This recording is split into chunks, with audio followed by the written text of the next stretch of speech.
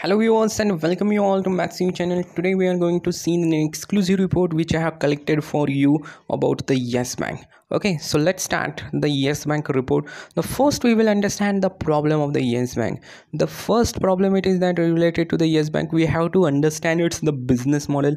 Like the Yes Bank, it is the bank which are giving the loans, majority of the loans to the corporate, and if any corporates are the fail to pay the loans to the lenders, then this Yes Bank it will becomes in the trouble. Okay, if corporate not able to pay, then definitely it will impact on the balance sheets of the Yes Bank and it will declare as a NPA. So this is the problem with the last management led by the Rana Kapoor has given the loans to the many corporate. They have not paid the loans, and this is the problems why the Yes Bank share is the falling now.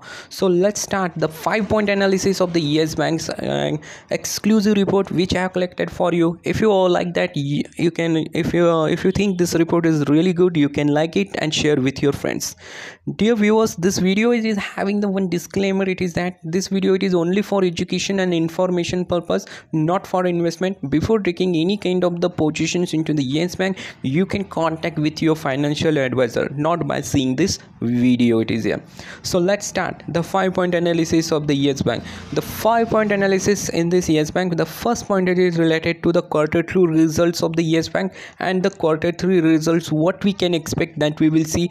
The second point is related to the management, that is the backbone of the any company. It is here the management. After that we will see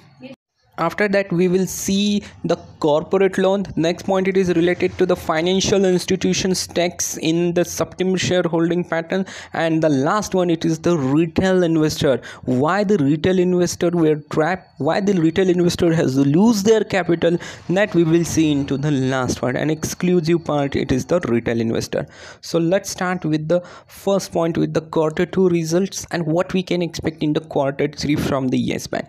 As we see that Q2 results was the promising and the number was the really good. It beats the analysis of the CNBC TV 18. They expected that the loss of 306 crore. The bank has surprised and gives the profit of 129 crore rupees in this quarter. So the quarter on quarter the bank is showing the profit. This is the really the good sign, and it shows that in profit also get increases quarter on quarter basis, even as well as the last quarter. If you compare the Yes Bank, so last quarter it declared the loss of 600 crore rupees, but this time the profit was the increase. Even you can check out the NPA situation. The NPA of the bank also significantly improved, but the gross NPA is still high. It's elevated, and really it's a problem for the bank, Yes Bank. So gross NPA it is 16.90% and the net NPA it is the 4.71%. so net NPAs are really, it is quite 4.7% still high, but it is the not bad right now situation. And you can check out the EPS also of the Yes Bank. It also increases quarter on quarter basis because the bank has declared the profit, but the problem is the gross NPA, that is 16.90%. really it's big problem for the Yes Bank. And let's see the Q3 results prediction that we will see into the next slide.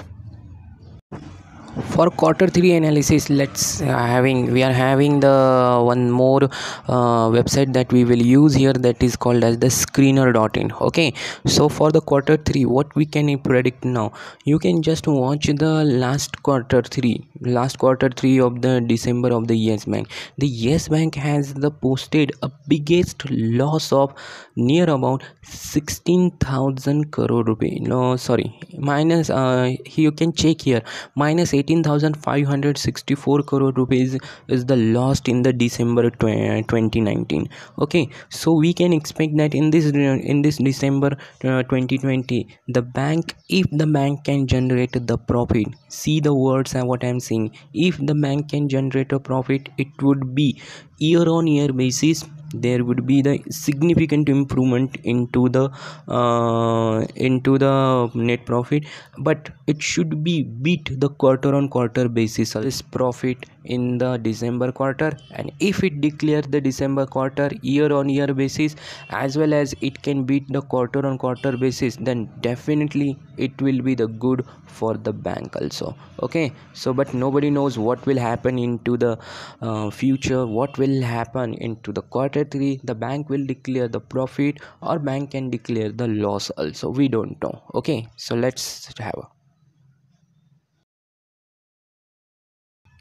so in quarter 3, in the quarter 2, the bank has bring the FPO. So the bank was the successfully FPO is subscribed by the management, and this management was the led by that Prashant Kumar. Even you can see the positive moment for the bank. It is that bank has taken the special liquidity of the 50,000 crore rupees from the RBI. RBI has imposed the moratorium on the 5th of the March on this bank. It is here, and even this 50,000 crore rupees the bank has returned to the RBI. And lastly, the credit goes to this person, the MD and CEO of the Yes Bank, that is the Prashant Kumar. You can see that how the management it is important for the any company. If the management is the good, definitely the company will perform well. If the management is taking any kind of the bad decision, just like Rana Kapoor, definitely it will impact on the share price of the Yes Bank. Even the other management also is a really good. RS Gandhi, he is a former deputy governor of the RBI, and the Sunil Mehta is also the non-executive chairman. The management team was the really, it's a fabulous and it's a very good team, and cleaning of that NPA is done by these management team. So management was the awesome and nice management. After that, we will see the corporate loan structure.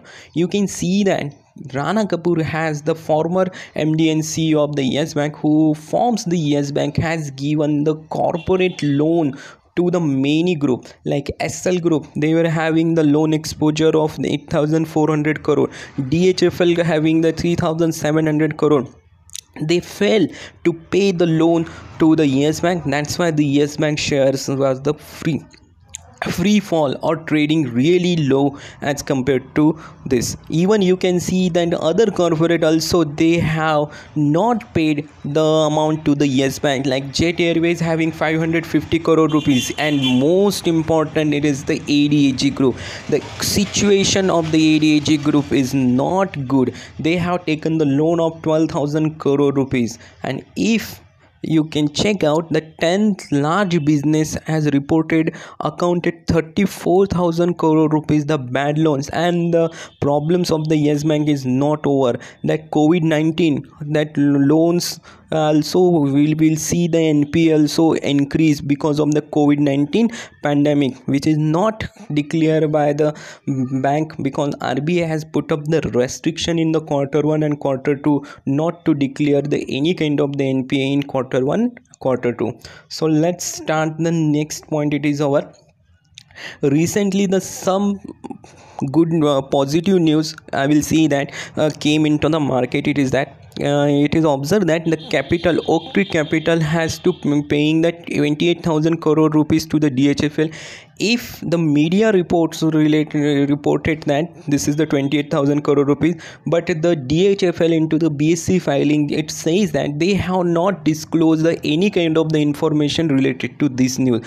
So if this movement take place, then definitely it will the good for the Yes Bank. If so, it means the some recovery of the bad loan from the DHFL group. Next group, it is called as the ADAG group. So let's check the ADAG group analysis. Reliance Power has declared the profit. It means the business can performing well, or we can say that doing well, not performing well, but it really good. If the ADAG group, that companies are the will do the good business, definitely we can see the some recovery of the bad loan from the ADAG group. Even you can check out the Jet Airways also. There are they also have win the bid, like the Karlar and Murari group, they also win the bid for the Jet Airway. So if they can do well, definitely it will impact on the bank. Okay, so the next you can check out the financial institution. All the major financial institution has saved the Yes Bank on the 5th of the March. It is here. They have infused the capital and they take the stakes into the Yes Bank. But after the March, we can see in the several quarter all these financial institutions are the selling their stakes and securing their position. It is here. You can check out the shareholding patterns of this pattern. You will observe that financial institutions are continuously selling their stake. The stake in the June was 66.88%. Now it is now just 40.03%. You can check on the money control shareholding pattern. All these it is available.